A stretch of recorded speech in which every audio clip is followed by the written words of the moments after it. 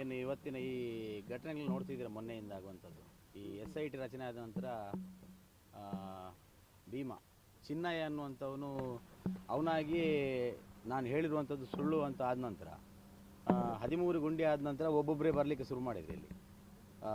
ಏನು ನಾನು ಈ ಧರ್ಮಸ್ಥಳದ ವಿರುದ್ಧ ಏನೆಲ್ಲ ವ್ಯವಸ್ಥೆಗಳಿದೆ, ವಿರುದ್ಧ ಇರುವಂಥ ಷಡ್ಯಂತ್ರಗಳಿದೆ, ಅದರಲ್ಲಿ ನಾವು ಸಾಕ್ಷಿಗಳಾಗಿದ್ದೇವೆ ಅನ್ನುವ ರೀತಿಯಲ್ಲಿ. ಅಂದರೆ ಸುಜಾತ ಭಟ್ ಸುಳ್ಳು ಅಂತಾಯಿತು, ಆನಂತರ ಈ ಪುರಂದರ ಮತ್ತು ತುಕಾರಾಮ್ ಅಂತ ಇರ್ಬೋದು, ಆನಂತರ ಜಯಂತ್ ಟಿ ಬಂದರು, ಜಗದೀಶ್ ಲಾಯರ್ ಬಂದರು, ಮತ್ತು ನಮ್ಮ ಯಾರು ಕುಸುಮಾವತಿಯವರು ಒಂದ್ಸಲ ಬಂದು ಹೇಳಿದರು ಚಿನ್ನಯ್ಯನನ್ನು ಬ್ರೈನ್ ಮ್ಯಾಪಿಂಗ್ ಮಾಡಬೇಕು ಅಥವಾ ಮಂಪರ್ ಪರೀಕ್ಷೆ ಮಾಡಬೇಕು ಅನ್ನುವಂಥ ಮಾತು.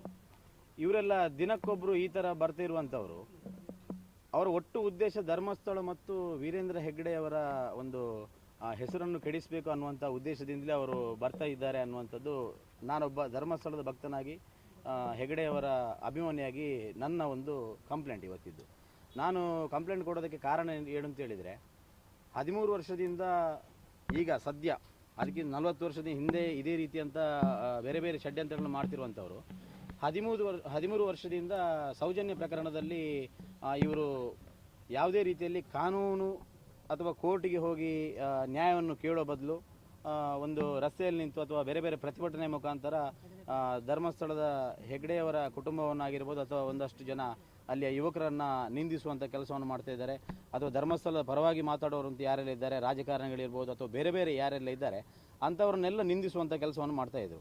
ಈಗ ನೋಡಿದರೆ ಈ ಧರ್ಮಸ್ಥಳದಲ್ಲಿ ಅಸ್ಥಿ ಪಂಜರವನ್ನು 14 ವರ್ಷಗಳ ಹಿಂದೆ ನಾನು ಇದ್ದಾಗ ಹೂತು ಹಾಕಿದ್ದೇನೆ ಅಂತ ಹೇಳಿದವನು ಈಗ ಅವನೇ ನಾನು ಈ ಪ್ರಕರಣದಲ್ಲಿ ನನ್ನನ್ನು ಷಡ್ಯಂತ್ರದಲ್ಲಿ ಬಳಿ ಮಾಡಿದ್ದಾರೆ ಅಂತೇಳಿ ಒಪ್ಪಿಕೊಂಡು ಅವನೇ ಜೈಲಿಗೆ ಹೋಗಿದ್ದಾನೆ.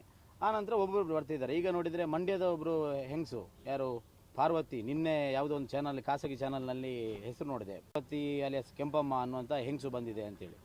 ಆ ಹೆಂಗಸನ್ನು ಯಾರೋ ಕಳಿಸಿರೋದು. ಆ ಹೆಂಗಸಿನ ಬಗ್ಗೆ ಅವಳ ಸ್ವಂತ ಸಹೋದರನೇ ಅವಳು ಎರಡು ಬಾರಿ ಜೈಲಿಗೆ ಹೋಗಿ ಬಂದಿರುವಂಥ ಹಿನ್ನೆಲೆ ಉಳ್ಳವಳು. ಅವಳು ಈ ಪ್ರಕರಣದಲ್ಲಿ ಕೂಡ ಯಾವುದೋ ಒಂದು ಆಮಿಷಕ್ಕೆ ಬಲಿಯಾಗಿ ಸುಳ್ಳು ಹೇಳುವಂಥ ಸಾಧ್ಯತೆ ಇದೆ. ಅವಳನ್ನು ಸಹ ಒಂದು ತನಿಖೆ ಮಾಡಬೇಕು ಅಂತೇಳಿ. ಹಾಗಾಗಿ ನಾವು ಹೇಳುವಂಥದ್ದು ಏನಂತ ಹೇಳಿದರೆ, ಒಟ್ಟು ಈ ವ್ಯವಸ್ಥೆ ಧರ್ಮಸ್ಥಳ ಮತ್ತು ಧರ್ಮಸ್ಥಳದ ಹೆಗ್ಗಡೆಯವರ ಒಂದು ಮಾನಹಾನಿ ಮಾಡುವಂಥ ಕೆಲಸ ಆಗಬೇಕು ಅನ್ನೋ ಕಾರಣಕ್ಕೋಸ್ಕರ ನೇರವಾಗಿ ಹೇಳಬೇಕಾದ್ರೆ ತಿಮರೋಡಿ ಇರ್ಬೋದು, ಗಿರೀಶ್ ಮಟ್ಟನ ಇರ್ಬೋದು, ಜಯಂತ್ ಟಿ ಇರ್ಬೋದು ಅಥವಾ ವಿಠಲ್ ಗೌಡ ಇರ್ಬೋದು, ಇವರೆಲ್ಲ ಸೇರ್ಕೊಂಡು ಮಾಡಿರುವಂಥ ಒಂದು ದೊಡ್ಡ ಷಡ್ಯಂತ್ರ. ಇದರ ವಿರುದ್ಧ SIT ಅವರು ಯಾರೆಲ್ಲ ಇದು ಮೊನ್ನೆಯಿಂದ ಬಂದು ಈ ಕೋರ್ಟಿಗೆ ನಮ್ಮ SIT ಕಚೇರಿಗೆ ಬಂದು ನಾವು ಕೆಲವು ವಿಚಾರದಲ್ಲಿ ನಾವು ಸಾಕ್ಷಿಗಳಾಗ್ತೇವೆ ಅಥವಾ ನಾವು ಇಂಥದ್ದನ್ನು ನೋಡಿದ್ದೇವೆ ಅಂತ ಯಾರ್ಯಾರು ಹೇಳಿದ್ದಾರೆ, ಅವ್ರದ್ದು ಸುಳ್ಳು ಅಂತ ಆದ ನಂತರ ಈ ಒಟ್ಟು ಬುರುಡೆ ಪ್ರಕರಣದಲ್ಲಿ ಅವರನ್ನು ಕೂಡ ಒಂದು ಆರೋಪಿಗಳನ್ನಾಗಿ ಮಾಡಬೇಕನ್ನುವಂಥ ಉದ್ದೇಶದಿಂದ ನಾವು ಇವತ್ತು ಕಂಪ್ಲೇಂಟ್ ಕೊಡಲಿಕ್ಕೆ ಬಂದಿದ್ದೇವೆ.